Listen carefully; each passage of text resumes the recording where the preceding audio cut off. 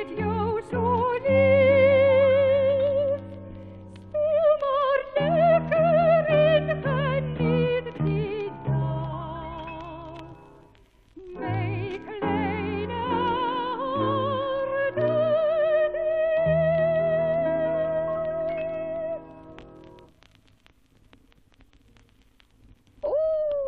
Sing haar mama nie mooi nie.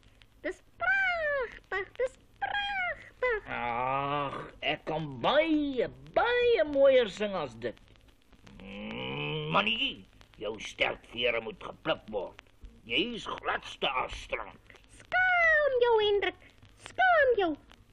Moenie altyd dink jy's beter as ander nie, hoor. En toe stap die drie terug oor die werf. Die sonnetjie het alweer begin sak in die weste. Dit was sommer 'n lekker dag, maar die plaasdiere kom moeg terug na hulle slaapplekke. Ou Kwassie die koei stap vanmiddag stadig. En weet julle waarom? Sy het nog al die melk by haar. Sy dra swaar, want Jonas moet nog eers vir Kwassie melk voordat sy kan gaan slaap. Dis 'n gewerskap as almal moet gaan slaap op 'n Wynand se plaas. En daar kom Tannie Vark en haar kleintjies ook aan. Ek hoop net nie daar die Hendrik die hoender aanmaak ons weer so vroeg wakker nie. Ek gaan klaar.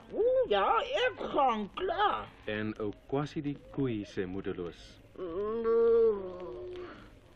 Hendrik doen heeldag niks. Hy loop net aan pronk op die plaas terwyl ons moet werk. Ek is ook mos moeg in die oggend. Ek wil nie so vroeg opstaan nie. Maar nee, die son is nog nie eens op nie of hy kraai en kraai sy kiel. Yes! Wat pla julle toch so? Julle is allemaal net jaloers op my mooi stem. En sê vir my ook, Kwassie, wat doen jy eintlik op die plaas? Jy eet net die hele dag gras. Dis nie werk nie. Eet net gras. Matie, laat ek jou vertel, verbeel jou. Eet net gras.